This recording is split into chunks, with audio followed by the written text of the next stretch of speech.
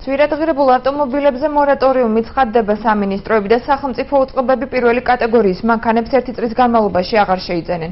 რეგულაციები ავტოპარკებზე 1 თებერვლიდან ამოქმედდება. დადგენილება მთავრობამ გუშინ დაამტკიცა, რომლის მიხედვითაც სახელმწიფო ავტოპარკი 4 კატეგორიად დაიყოფა.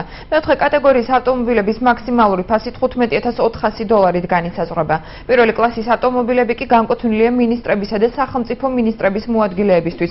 მისი მაქსიმალური ფასი $47,000 შეადგენს. მაშინ აგულისხმევია მანქანის მოვლისთვის გაწეული ხარჯის ოდენობაც.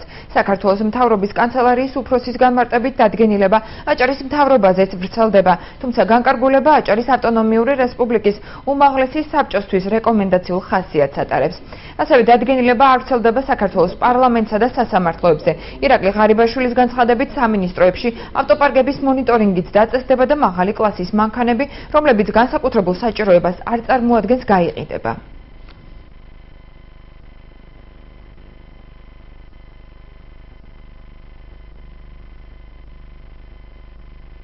აჭარის მთავრობაზე ამ აღმასრულებელ ხელისუფლებაზე გავრცელდება, თუმცა ბუნებრივია ვერ გავრცელდება აჭარის უმაღლეს უზენაეს საბჭოზე. თუმცა ისევე როგორც საქართველოს პარლამენტს, სასამართლოებს და ფილოკრიტიკ მმართველობას საქართველოს მთავრობა მიმართავს თხოვნით, რომ გაითვალისწინონ ამ დადგენილების წესები და პარამეტრები მათი ავტოპარკის განსაზღვრის დროს, ასევე რა თქმა უნდა ასეთივე თხოვნით მიმართავს უზენაეს საბჭოს.